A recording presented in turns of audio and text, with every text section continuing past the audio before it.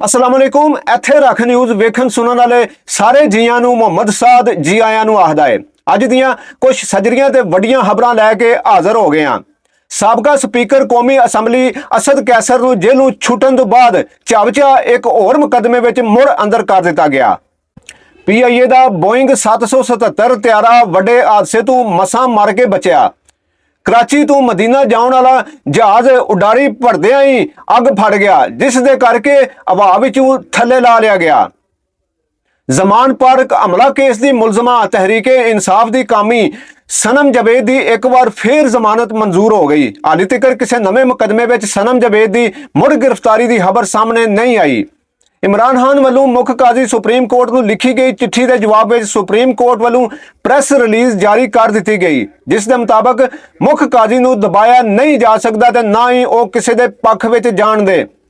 चेता रहे कि PTI के साबका चेयरमैन इमरान खान ने 3 नवंबर को सुप्रीम कोर्ट के मुख काजी को चिट्ठी लिख के आख्या सी कि वह अपने आईनी इख्तियार का वरतू करते हुए पाकिस्तानी शहरियों के मुंडले हकों को लागू करने लई अपना किरदार निभाउण। PTI के नवे बनने वाले चेयरमैन बैरिस्टर गौहर जमान ने कहा है कि भलके भी वही फैसला होवेगा जिहड़ा साबका चेयरमैन इमरान खान का होवेगा। इमरान खान के जानशीन की हसीयत नाल जिम्मेदारियां निभाउंदा रहांगा। बिला मुकाबला चुने गए PTI के नवे चेयरमैन बैरिस्टर गौहर जमान ने पत्रकारां नाल गल करदे होया आख्या कि यह पद लभण उते साबका चेयरमैन इमरान खान का शुक्रिया अदा करना वा।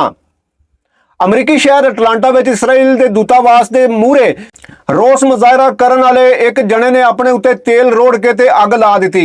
स्यापा करने वाले जवान नूं बचाउण दी कोशिश में एक चौकीदार नूं भी सट्टां लग गई। रेस्क्यू के मुख ने पत्रकारां नूं दस्सिया कि इसराइली दूतावास के बाहर स्यापा करने वाले इकट्ठे होए ते थोड़े चिर बाद ही चौकीदार ने वेख्या कि एक बंदा अपने आप नूं अग लाउण दी कोशिश कर रहा है। चौकीदार ने भज के उन्होंने फड़िया। इन्ने चिर विच उन्हें अपने पिंडे नूं अग ला दी हुई सी। उन्होंने बचाते हुए चौकीदार भी फट्टड़ हो गया। अग लाने वाले की शिनाख्त नहीं हो सकी। पाकिस्तान मुस्लिम लीग नवाज दे साबका आगू ते साबका वजीर आजम पाकिस्तान शाहिद हकान अब्बासी जिहड़े कि मुस्लिम लीग नून दे नालों हौली हौली विथ वधा रहे ने ते पोले पोले तंज भी मारदे दिखाई देंदे ने।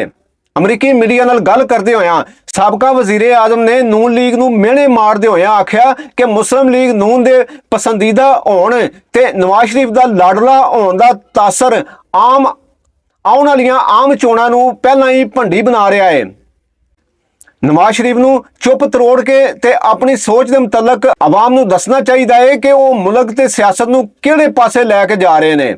शाहिद हकान अब्बासी ने और आख्या कि नून लीग अगली बारी फिर सरकार बनाउण दा सोच रही है अते मैं इस सोच के दूजे पासे खलोता होया वां। मैं इस सोच नाल सहमत नहीं हाँ। आरजी जंगबंदी के हातमे तो बाद इसराइल एक बारी फिर पुतर गया। 2 दिनों में 240 फलस्तीनी शहीद कर दिते अते सजरे हमले विच इसराइल ने दखनी गजा उते भी हमले शुरू कर दिते। फलस्तीनियां नूं लहंदे वल धिक दिता। बीते 24 घंटिया में हमास के 400 ठिकाणों नूं निशाना बनाया। इसराइल के मुताबक हमास के वावा सारे जंगजू मारे गए हैं। दूजे पासे वॉल स्ट्रीट जर्नल ने कहा है कि इसराइल ने फलस्तीन में अमरीकी बंब वरते ने। रूसी सदर पुतिन आबादी की घाट ते यूक्रेन के खिलाफ जंग में होने वाली चोखियां मौतां तो चोखे परेशान दिखाई दे रहे हैं।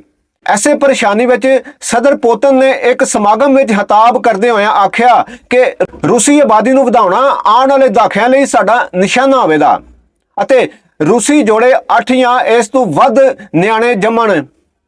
आबादी के आंकड़िਆਂ मुताबक रूस की आबादी 90 के दहाके तो वगा तक थले आउंदी जा रही है। ये सन कुछ वो खबरां जो तुहाडे तक अपनाणियां बहुत जरूरी सन। इन्हां खबरां बारे तुहाडी कोई भी राय या सुझाव है तो साडे नाल जरूर साझी करियो। हसदे वसदे ते भजदे नसदे रहो।